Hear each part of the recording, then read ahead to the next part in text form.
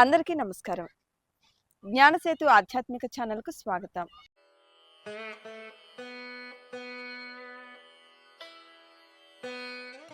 ముందుగా జ్ఞానసేతు ఆధ్యాత్మిక ఛానల్ చూస్తున్న వారందరూ కూడా ఛానల్‌ను లైక్ చేసి, షేర్ చేయండి, సబ్స్క్రైబ్ చేసుకోండి. పక్కనే ఉన్న బెల్ ఐకాన్ క్లిక్ చేయండి. వేదాలు, పురాణాలు, ఇతిహాసాలు, ఉపనిషత్తులు, శాస్త్రాలు ఇవన్నీ మనం నిత్యం పాటించే ధర్మాలను బోధిస్తుంటాయి.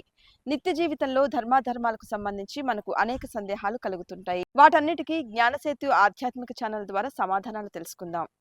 నిత్య జీవితంలో మనకెదురయ్యే అనేక ధర్మ సందేహాలకు జ్యోతిష్యానికి సంబంధించి ప్రముఖ జ్యోతిష్య వేద పండితులు గణపతి శివాచార్య స్వామి గారిని అడిగి తెలుసుకుందాం. గురువుగారు, ఈ జనవరి 13 విశేషమైన రోజు కదా, ఎందుకంటే అదే రోజు సోమవారం, ఆరుద్ర, శివముక్కోటి, భోగి పండుగ, అలాగే పౌర్ణమి కలిసిన విశేషమైన రోజు. అంతటి విశేషమైన రోజు గురించి పూర్తి విషయాలు మీ ద్వారా తెలియచేయండి.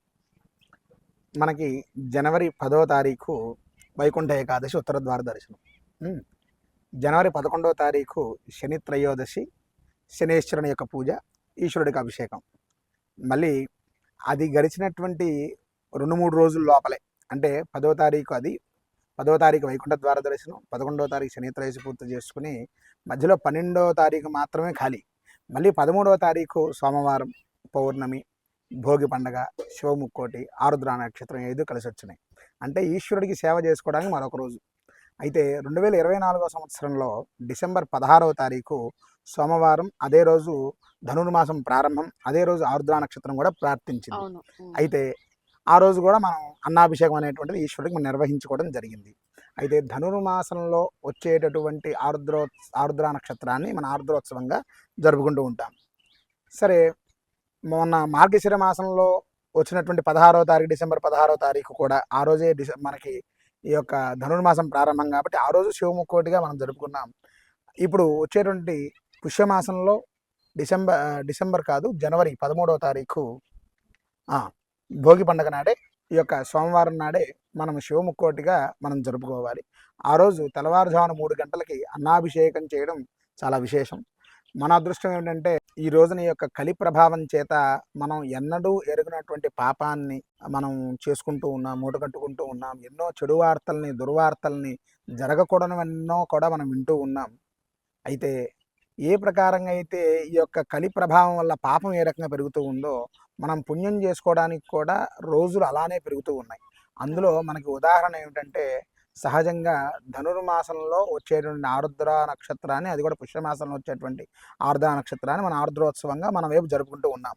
కానీ డిసెంబర్ 16వ తారీఖు మార్గశిర మాసంలో ధనుర్మాసం ప్రారంభమైన రోజే ఆరుద్ర నక్షత్రం వచ్చింది. మరి ఎంత విశేషం.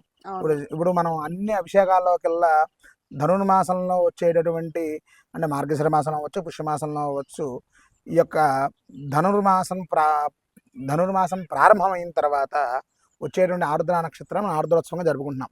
కానీ ధనుర్మాసం మొదలై ఆరుద్ర నక్షత్రంతో ప్రారంభం అవటం, ఆ రోజు మనం ఈశ్వరుని కూడా మనం అన్నాభిషేకం చేసుకోవటం. అలాగే జనవరి 13వ తారీఖు కూడా ఎన్ని కలిసి వచ్చిన రోజు, ఎన్ని కలిసి వచ్చినాయి?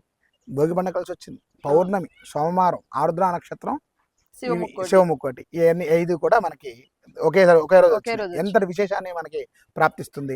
అలాగే మొదటిగా వైకుంఠ ద్వార దర్శనం, ఉత్తర ద్వార దర్శనం, మరుసటి రోజు శని త్రయోదశి, అలాగే ఒకరోజు మాత్రమే మధ్యలో కాస్త 12వ తారీఖు ఒకటే ఇబ్బంది, మళ్ళీ 13వ తారీఖు మళ్ళీ స్వామివారి సేవకి మనందరం కూడా పరితపించేటటువంటి చక్కటి అవకాశం వచ్చింది.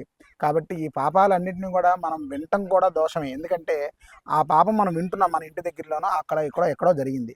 కానీ దాన్ని ఎక్కువ పొక్కకుండా ఉండడం కోసం మనం ఏం చేస్తున్నాం? ఏమీ చేయట్లా. మరి అది కూడా దోషమేగా. కాబట్టి ఆ దోషాలు అన్నింటినీ కూడా ప్రక్షాళన చేసుకోవడానికి భగవంతుడి యొక్క నామం, భగవంతుడి యొక్క సేవ ఎంత చేసుకుంటే మనకి అంతటి భవిష్యత్తుని మనకి, మన పిల్లలకి కూడా ఈశ్వరుడు మనకు అనుగ్రహింపజేస్తాడనే విషయాన్ని ఈ ప్రకారం మనం తెలుసుకుంటున్నాం. కాబట్టి జనవరి 13వ తారీఖు భోగి పండుగ మాత్రమే కాదు, ఇవన్నీ కూడా కలిసి వచ్చినాయి. కాబట్టి ప్రతి ఒక్కరూ కూడా శివాలయానికి కూడా వెళ్ళి దర్శనం చేసుకోండి. అలాగే వైష్ణవాలయాల్లో కొంతమంది వాళ్ళ యొక్క ఆచారం ప్రకారం కొంతమంది భోగి పండుగ రోజు, లేదంటే కొంతమంది సంక్రాంతి పండుగ రోజు గోదాదేవి కళ్యాణం కూడా జరుపుతారు. కాబట్టి ఆ కళ్యాణంలో కూడా పాల్గొనండి. ఈశ్వరుడికి అన్నాభిషేకంలో కూడా పాల్గొని స్వామివారి యొక్క కృపా కటాక్షను పాత్రగాగలని కోరుతున్నాం. ఓం నమ శివాయ. శివోహం. నిత్య జీవితంలో మీకు ఎదురయ్యే అనేక ధర్మ సందేహాలకు, జ్యోతిష్యానికి సంబంధించి ఎటువంటి సందేహాలున్నా గురువు గారికి కామెంట్ రూపంలో తెలియచేయండి. మీ సందేహాలకు సమాధానాలు తెలియచేస్తారు. ఛానల్ని ఎవరైనా ఫస్ట్ టైం చూస్తున్నట్లయితే లైక్ చేసి షేర్ చేయండి, సబ్స్క్రైబ్ చేసుకోండి. పక్కనే ఉన్న బెల్ ఐకాన్ క్లిక్ చేయండి.